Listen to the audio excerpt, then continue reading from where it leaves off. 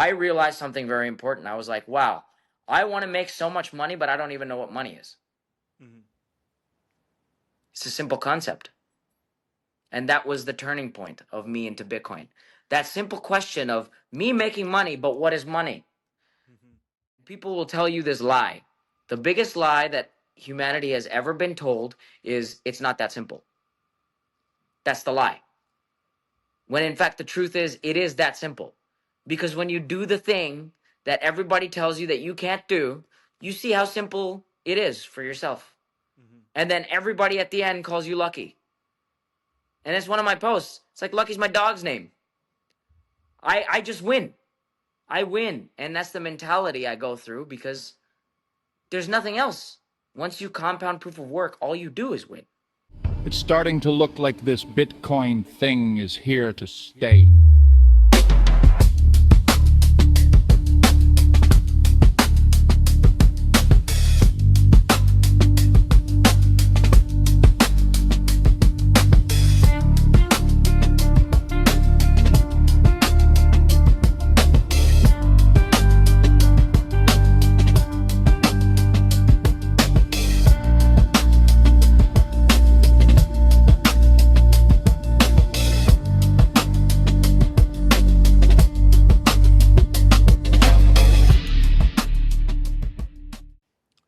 Welcome back to the Why Bitcoin Wins pod, brought to you by Beaver Bitcoin, the easiest way to buy Bitcoin in Canada. Today I'm joined by the journeyman, JM, who is a Canadian Bitcoiner, passionate about freedom, and a very active member on X. He's got a few thousand followers on X. He's constantly doing spaces. So you can find his X link in the description. And welcome to the pod, JM. Hey man, how are you, man? Thanks for having me, man. I also opened up a YouTube, bro, like just 2 days ago.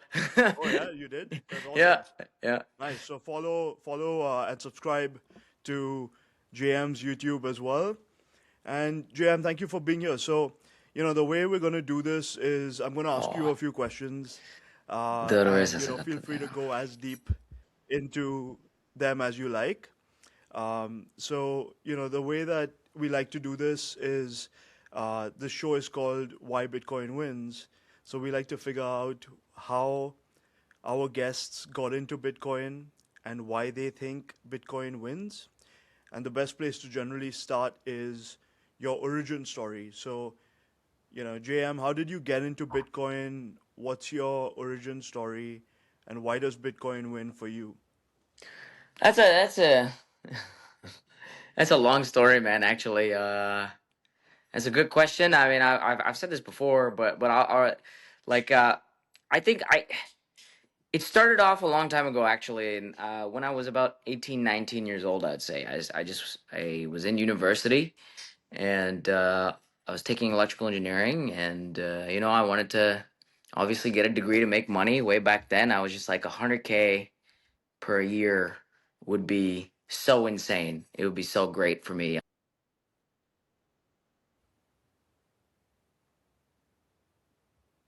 man.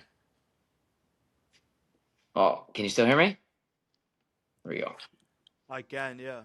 Oh, sorry, it just cut out there. Somebody tried to give me a call. My bad. Apologies.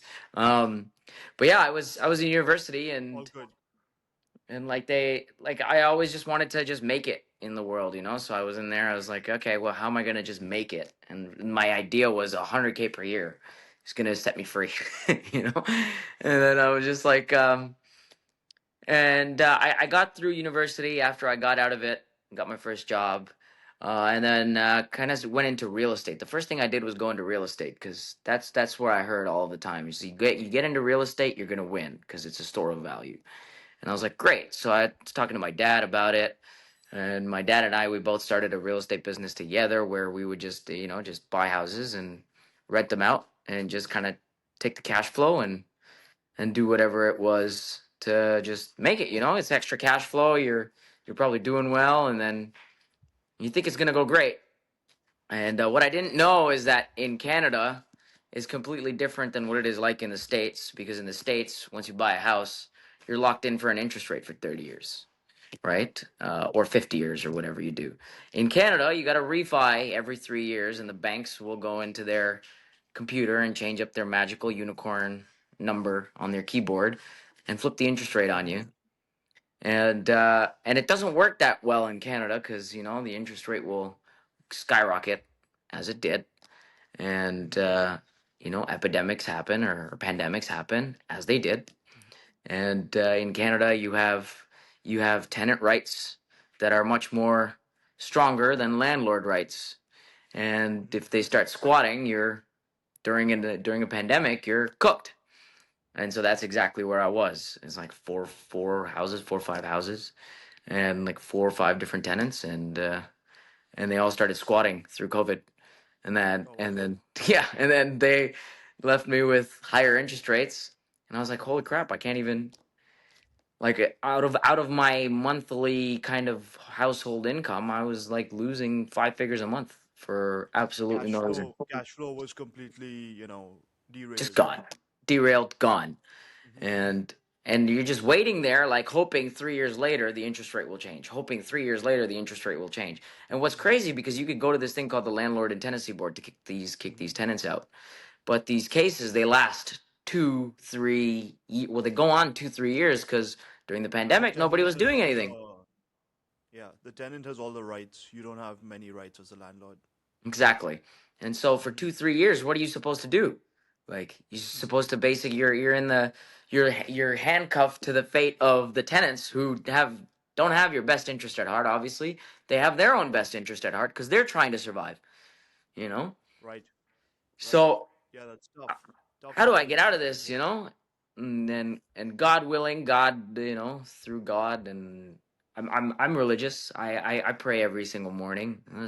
I was praying, trying to find a way out, praying, trying to find a way out. And in that last decade, I was investing also on the side, and like I had Bitcoin. I had a little bit of Bitcoin, but like I faded it. I faded it in university. I faded it before I got into real estate.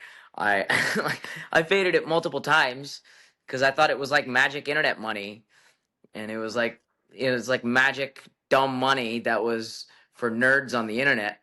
That's what I thought it was. I was just like, I'm not a nerd. And so Yeah. I never got into it. Never got into it. Even though I had a little bit of it, and I was like, I might as well just leave it there. And it was going up. Mm-hmm. And I was like, whatever. I just never looked at it. And I was praying, bro. I was praying every single day, like, holy crap, get me out of this situation. I was working my full-time job, two other part-time jobs, and I was trying to find a third one just to pay mortgages, you know, and actively in the process of selling those houses as well, trying to kick tenants out as well, because like I couldn't afford it, and just shit happened, and just I joined. It's funny because in like 2019, 2020, I joined Andrew Tate's Hustler University because I was like, there's no other way for me to make money. This guy, he talks a lot, and like I might as well just check it out because why not? Right. You know. And I went into that thing, and that's actually where my Twitter journey started. Like it was Oh, cool. Twitter back then, because I went in and I was just like looking at all this stuff, investing will already do that, like Mm-hmm. blah, like whatever they had like house flipping, all this stuff, and I was like, I don't want to get into this, and Mm-hmm. wild stuff in there, and then they had copywriting, and I was like, well, I'm good at writing. I've always been good at reading.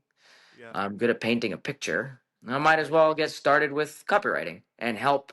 In my mind, I was like, if I could help businesses gain more clients, I could get more cash flow and get myself out of a shitty situation, and just survive a little bit. Nice. That's And so very that, cool yeah, to think about when I'm reading your tweets to understand that journey. yeah. Uh, You'll see some and copywriting language in there. yeah, no pun intended with the journey, but it just fits. It just makes sense. It makes complete Uh, sense. But then I joined Twitter. And right. as soon as I joined Twitter, doing this copywriting stuff, Mm-hmm. uh, all I realized all of this whole Money X thing was also a scam, just the Mm-hmm. dumbest scam ever. Because all of these people are going, well, where back then AI didn't exist, ChatGPT wasn't there yet. Mm-hmm. Um, It was They machine were learning. it was, yeah, machine learning and stuff. And Yeah. this is they were going on to Google or Mm-hmm. repackaging information that other people already had, Right. putting it into a PDF or a Notion doc or a course, and then doing cohorts with other Money X influencers Mm-hmm. and scamming people thousands of dollars a month to help them do the same thing. I was like, this is the dumbest pyramid scheme I've ever seen in my goddamn life. So I started calling them all out, and Mm-hmm. I got hated for that a lot, actually. That's when this era kind of started, because the answer I was looking for to get myself out of this shitty situation was right under my nose, because I had invested it a long time ago, and it's right under my nose. And I talk about this a lot. You know, most of the time the answer is always right under your nose. There's an indent right here. It Mm-hmm. fits your finger perfectly, you know.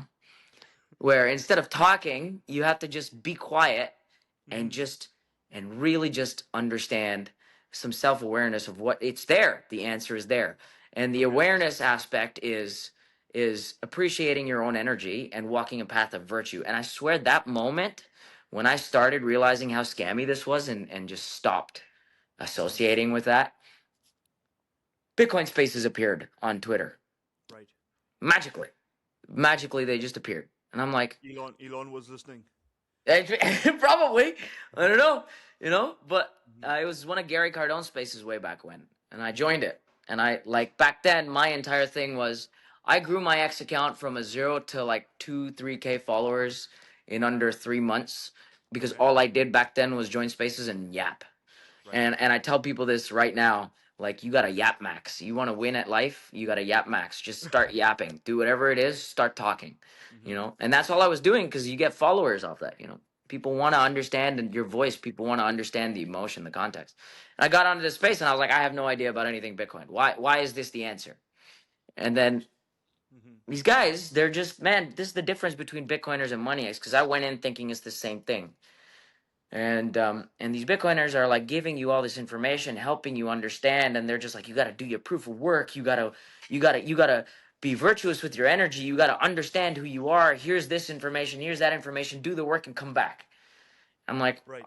that doesn't sound scammy to me at all. Like, you know, I'm not buying because, well, a lot of people do buy because somebody else tells you to buy, but I don't agree with that. I go avidly on spaces today and tell them, if you're buying because somebody else tells you to buy, then don't buy it. This is not for you, right?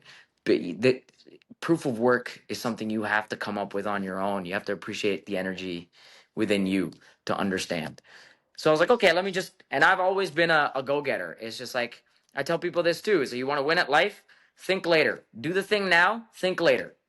Do now, think later. No Right. plan you ever make in life is ever going to go according to plan. You're going to have to adapt. So you might as well just take the step, do the thing, and then think about it later and analyze later about what you did.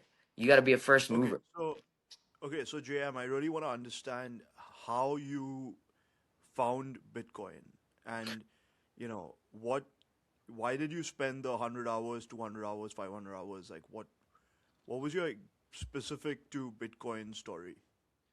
Well, I was about to get there. Okay. My the space that I was in, where they gave me all of the material to study. Um, Mm-hmm.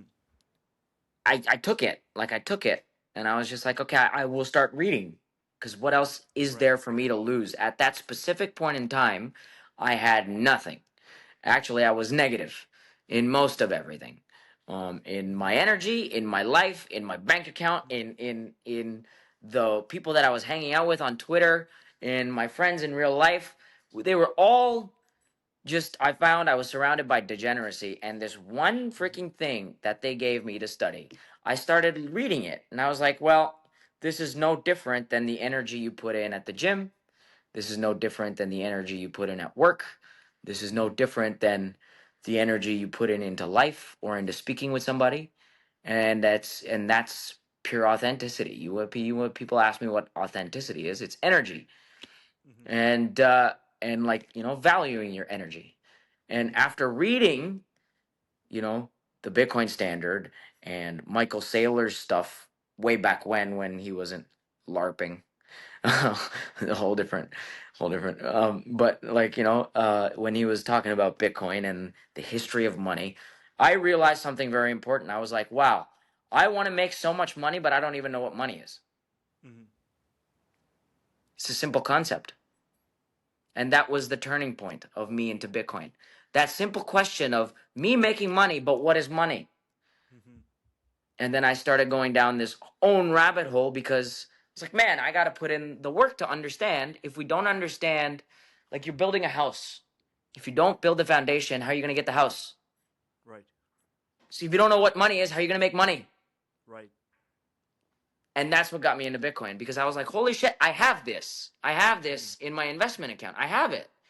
Mm-hmm. Uh, and it's been under my nose this entire time. And all I've been doing is talking, trying to figure out the answer when I should have just understood what money was. Right. And that was my takeoff because That then was your I aha moment.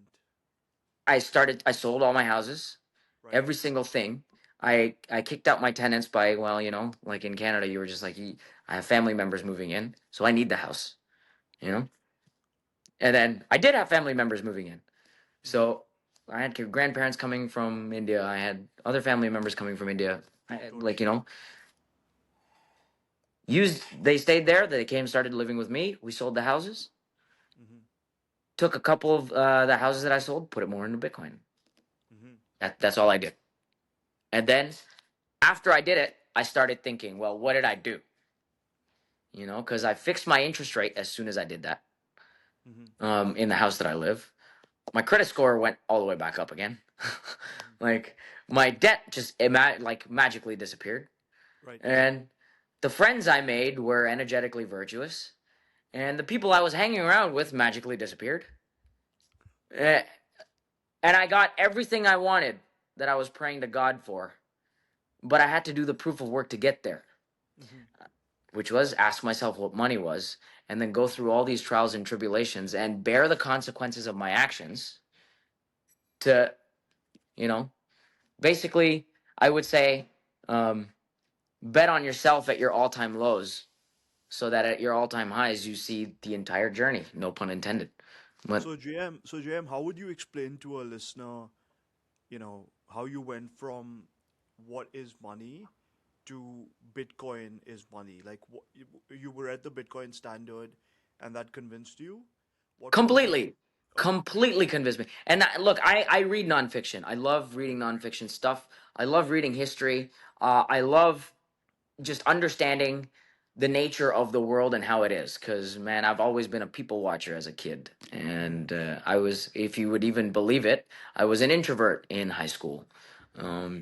But like I wanted to change that, and there were so many aspects like aspects of my life that I changed, which if I look back on today, or even when I look back on in that moment, I realized I had to do some level of effort to get from point A to point B. Right. And effort is what Bitcoin's about. Proof of work is Proof what of work. Bitcoin is about. Right. So I was like, why? This is completely aligned with the universe. So Mm-hmm. why then do I need anything else? Got You it. know? Okay. And then So why not? Go go ahead. ahead, go ahead, go ahead. So why not gold? Because gold also requires proof of work. So what is it about Bitcoin that beats gold? Well, when you're reading, you actually understand that you can mine gold on asteroids.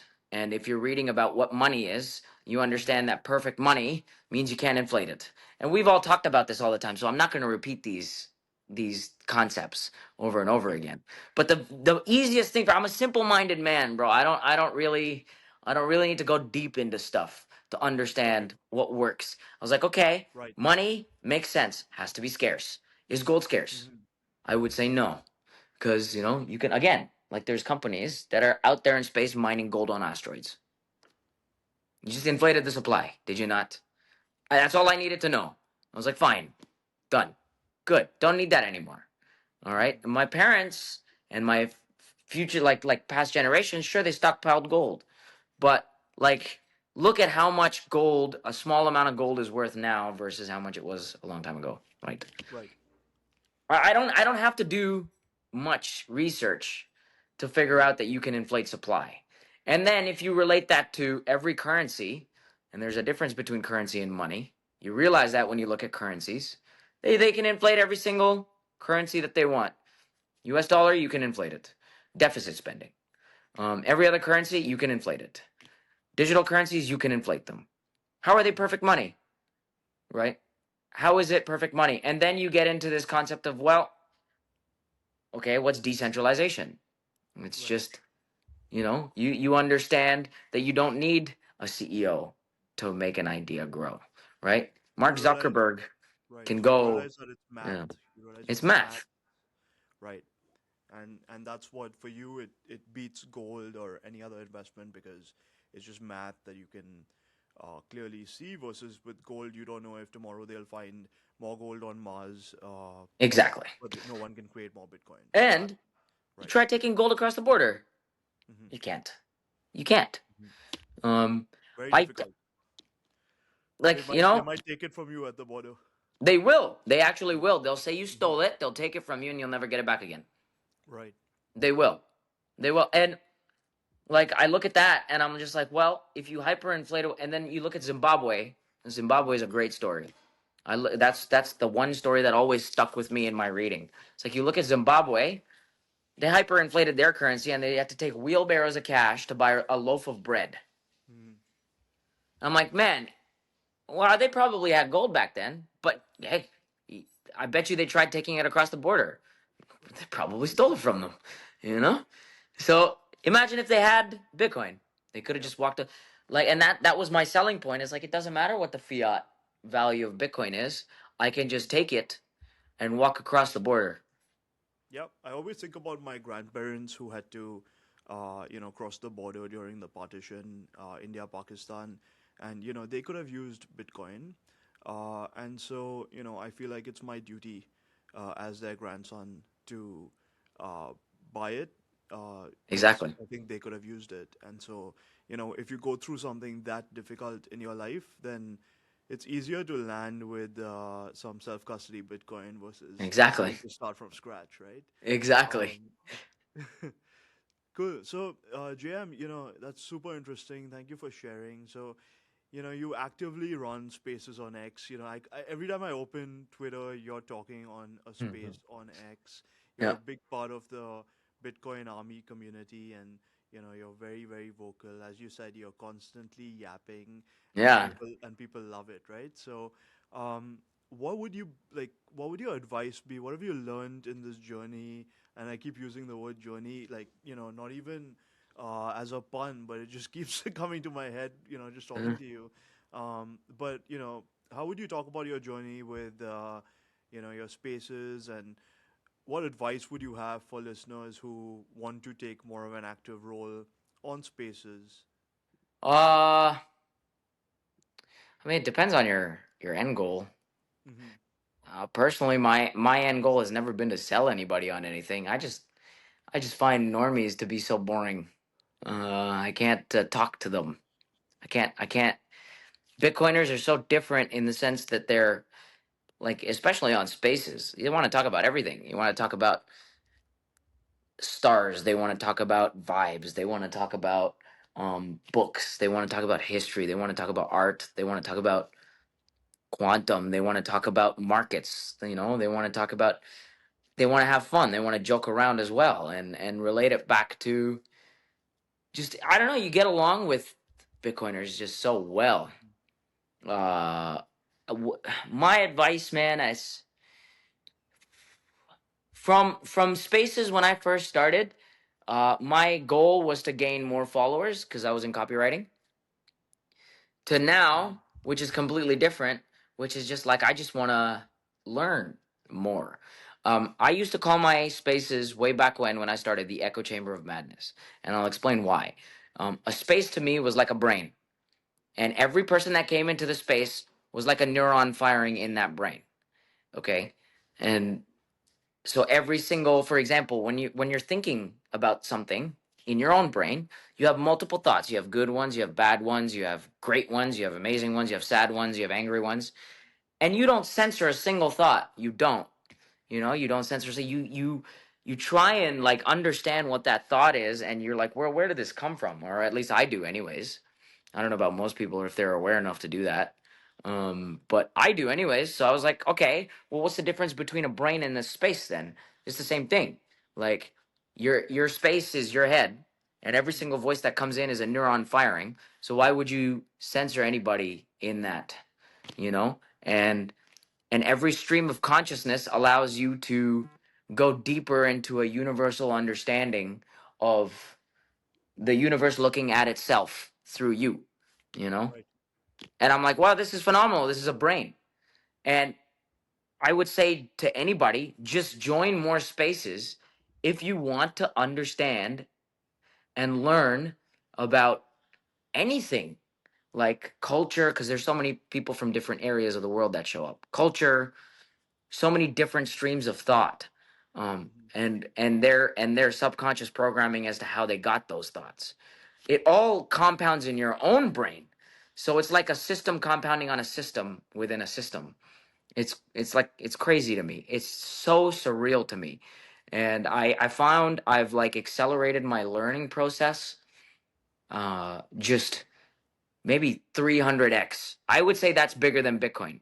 That's the Right. only thing that's bigger than Bitcoin is that you get to learn everything you possibly can at the most like infinite speed of light from all around the world because of these different streams of consciousness that join spaces. That's how I look at spaces. Mm-hmm. So that's why I join them all of the time. Very, very interesting. You know, Yeah. the simulation is real. Exactly. Um, all right, JM. So you've publicly been talking about shorting silver. Oh yeah. You know, you've been talking about, uh, how silver's already hit its top, and you are currently shorting it. And Well, it now I'm seems out of the position now, but you're out of the. I shorted it of like what I have a tweet on my profile. Okay, The day it hit that top, I wrote it down. This is the top of silver, right. And you've, I mean, and I shorted it. obviously that was a very good call. Silver went down 30% the next day. Um, how do you think about balancing trading versus just, staying humble, stacking sats, dollar cost averaging into Bitcoin long term? I'm a Uh, DJ, man. I like living life. So like, sure, I have like 95% of my net worth in Bitcoin, okay, but like, there's 5% that like I will just frick, man. I want to go to a casino and right, like and just try and make some money. And if I lose 5%, whatever, it's right. 5%. I still have a salary. I still have a job. I'll still buy more. So that's it's what I'm comfortable with, really. So I just Mm-hmm, say be do what you're comfortable with. Some people are just not comfortable at all, mm-hmm, and I'm like, okay, that's man, that's totally fine. Do what you're comfortable with. right, I take 5% because I'm good with 5%, and then 5 to 10%, and then I take that like, and then I'll go do like these dumb things like, well, it's not really dumb when you look at it, like who's buying a chart that looks like this, man. I don't need to know all of these industrial freaking use case this and use case to look at a chart that's like this and be like, what, why are you buying that?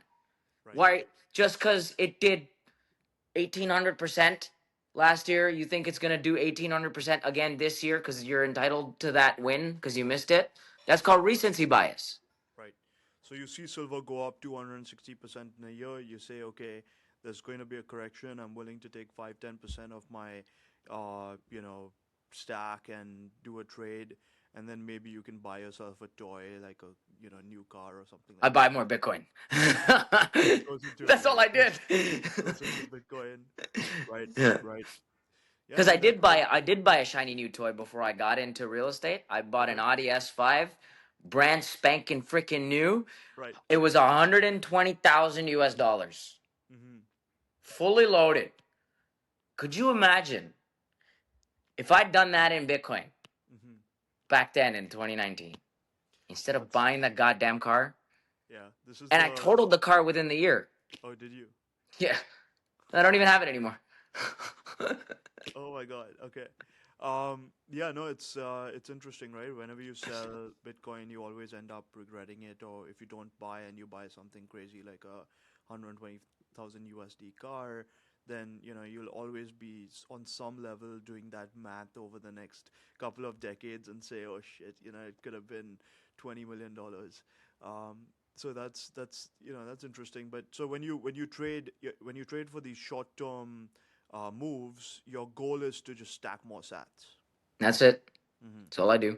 Even my entire salary, I have enough allocated for food, bills, entertainment, Mm-hmm. and the rest straight to Bitcoin. That's it. I don't care. Stay humble, stack sats. That's it.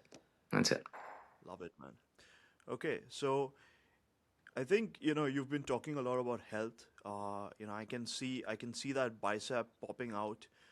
So how does how has Bitcoin changed you over time, and in terms of making you want to be more fit and all these lifestyle changes? How does Bitcoin influence that? I won't lie to you, man. That Bitcoin didn't influence that. I was always like that, which is why, like, when I got into Bitcoin, I was like, "Wow, this makes sense!" Like immediately. Hmm. But I was always like that from university days. I was always like trying to get into I would just wanted a six pack. That's all I wanted. I was like, let me just go and get a six pack. Like, why not? Why not? You can just do things, and like when you start going to the gym, you don't see these gains over time. Like you don't go to the gym one day, do 70,000 ab crunches, and be like, look, six pack. That's not just how it works, right? It's the Hmm. same with Bitcoin. Like I can relate everything to Bitcoin because I've my lifestyle was centered around proof of work to an extent. Right. Um, like the gym, for example. Um, but then when life hits you pretty hard, you get into like substances and like different things that you want to numb yourself from. So maybe that part of my life wasn't proof of work. But I like to frame addiction a little bit differently now because I would say addiction is just souls that are ready for enlightenment, but we're knocking on the wrong door. Hmm. Because for example, like you take a hit of a vape and you've in an emotional moment and that the emotional moment just disappears and you almost feel like you're one with yourself, right? But it's for like a split, like 5-10 seconds, and then once you feel that, you're like, I don't want to let this go because you felt it. So you keep going, you keep going, you keep going, and then you numb your emotions to and you compound that, right? You numb your emotions to substances, and you outsource your emotional capacity or your way to deal with emotions to substances or devices. Right. And that's very fiat oriented. I would say that was a fiat oriented version of my life. But then there was also the flip side of the coin, no pun intended, which was the gym, right? Like I would still go to the gym, still work sets to failure, still go like 5-6 times a week. I was maybe I won't go over there because that'll dox me if I do it. But um, there's like a top scorer for soccer over there down that way past the E. Right. But like I was men's competitive Div 1 soccer in the city, in my city, and I was playing that top scorer in that league, and I was doing all that stuff and I was working. Even you want to get better at soccer, you got to do drills every day. You Hmm. got to run every day. You want to get better at the gym, you got to go to the gym every day. You gotta drink right, like water. You gotta eat right. You gotta sleep right. You gotta compound these things over time. And I already knew that concept was there.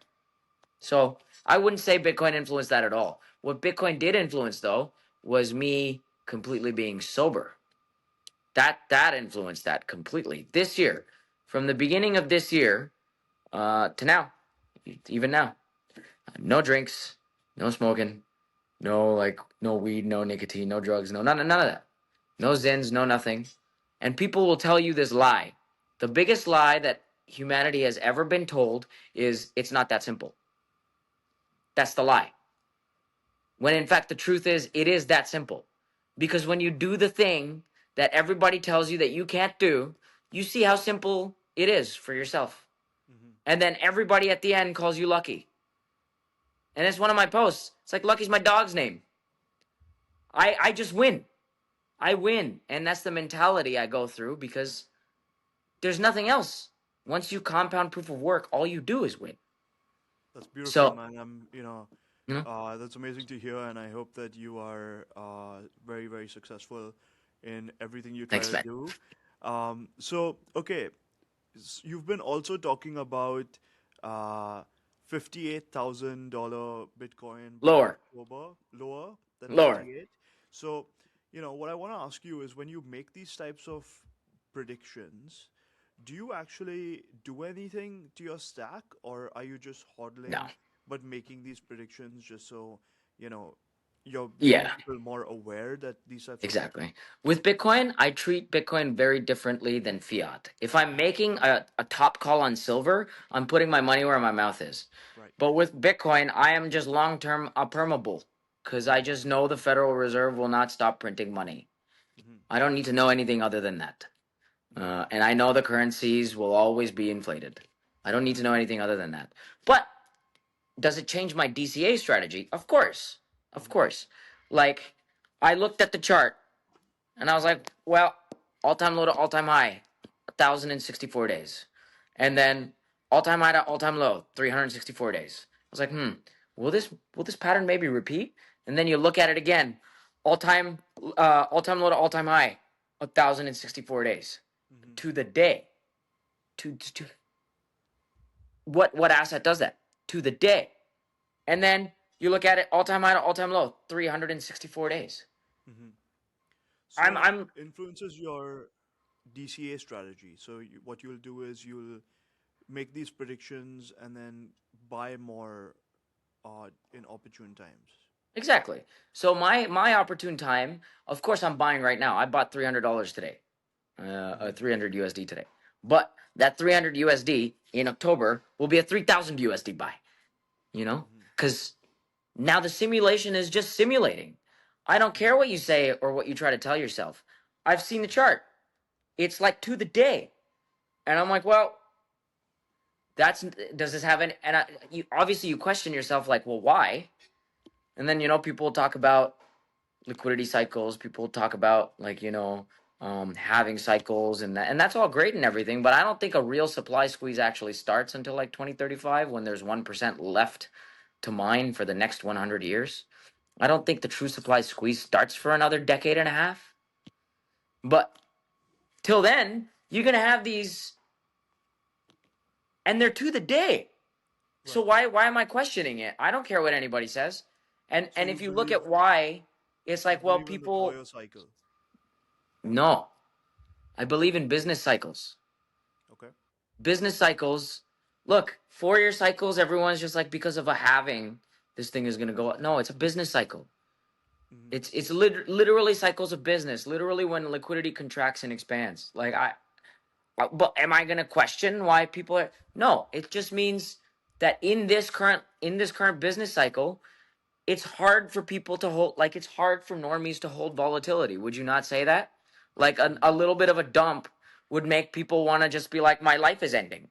Mm-hmm. It's hard for people to, like, if you go talk to the public outside, do you think they want to hold volatility when they're already almost dying? Mm-hmm. No, they don't. Right. It's cycles of, so you have to look at, okay, are we currently in an environment where people can afford to hold volatility?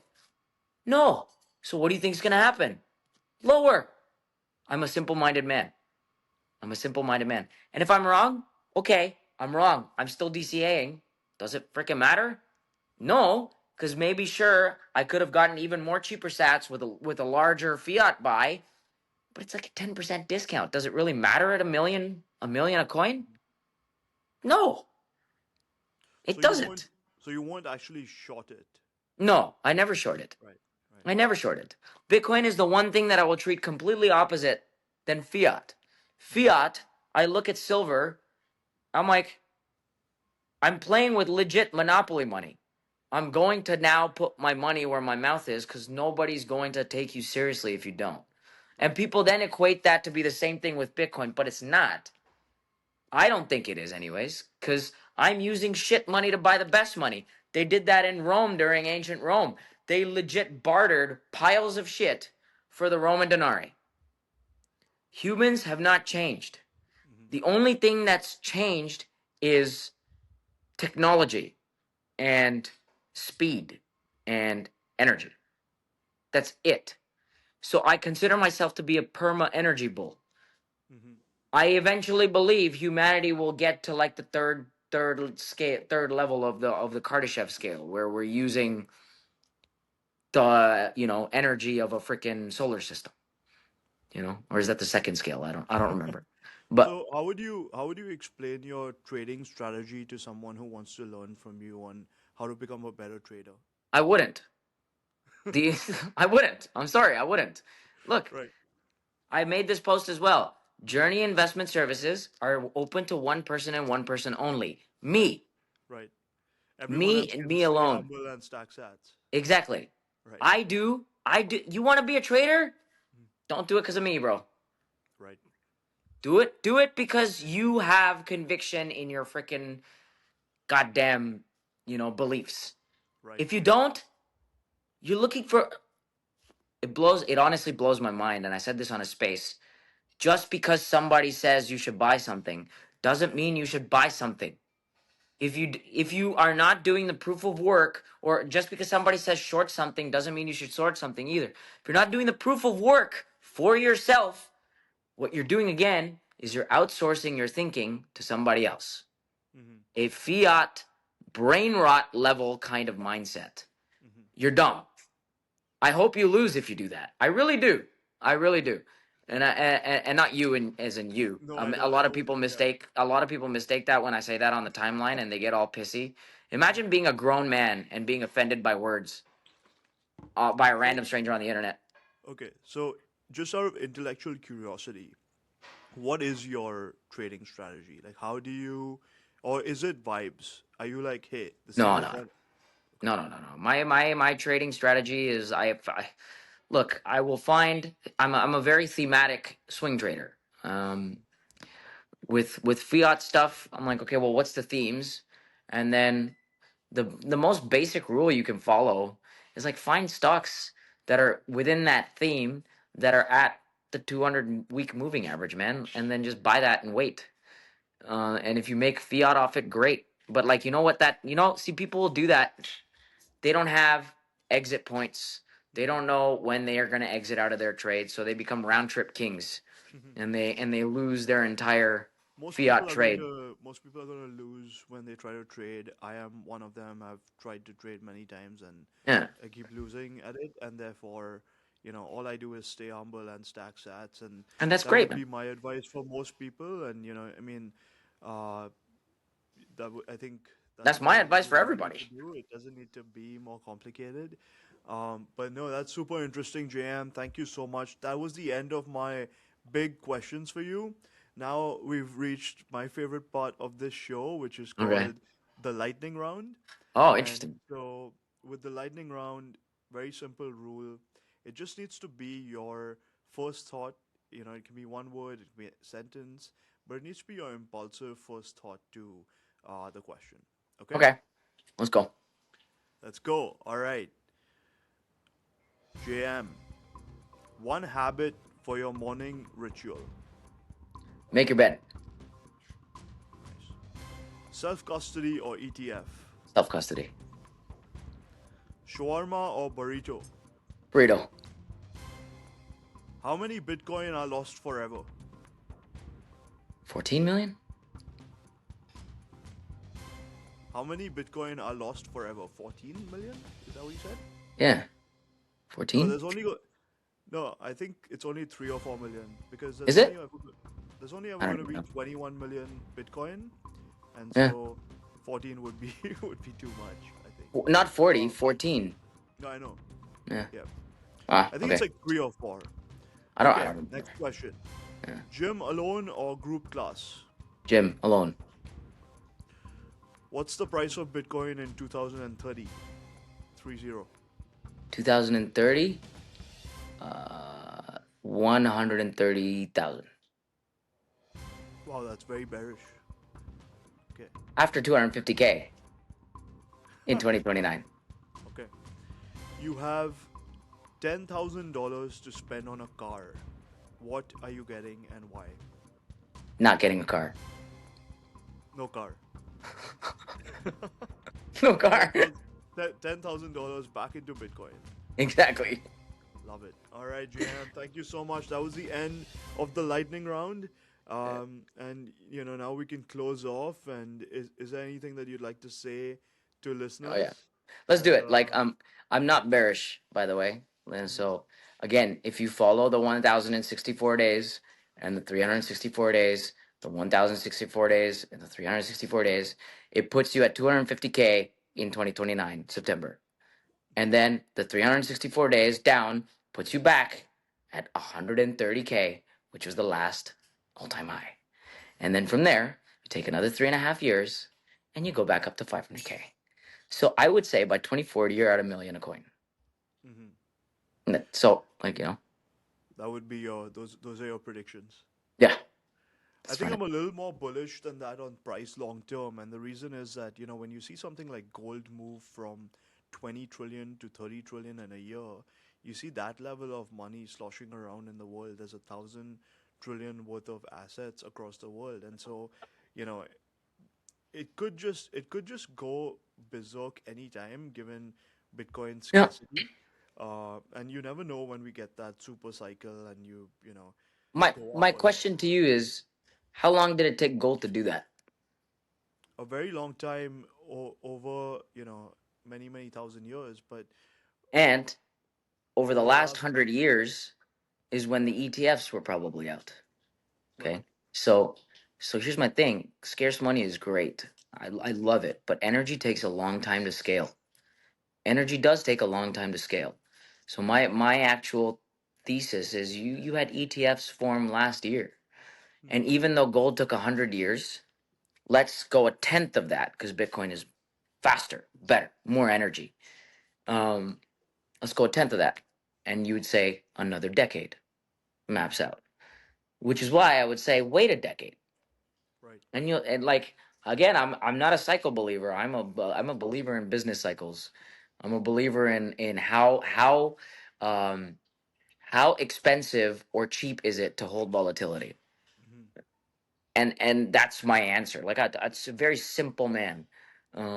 And if I'm wrong, I'm wrong. But hey, It I'll doesn't buy matter more. either way. It's like you get the opportunity longer to stack sats. You get cheaper sats, or you get slightly more expensive sats.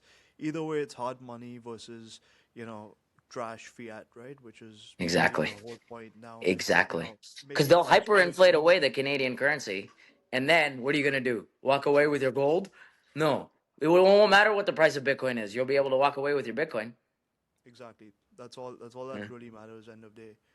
Great, JM. Thank you so much for joining the Why Bitcoin Wins podcast. It's been an absolute pleasure to for have sure, you man. on, and we'd love to have you on again in the future. Round two, 2030. Sorry, 2040. Let's do 2040. Let's do 2040. All right, man. Cool. All right, man. Okay, take care, man. Thanks.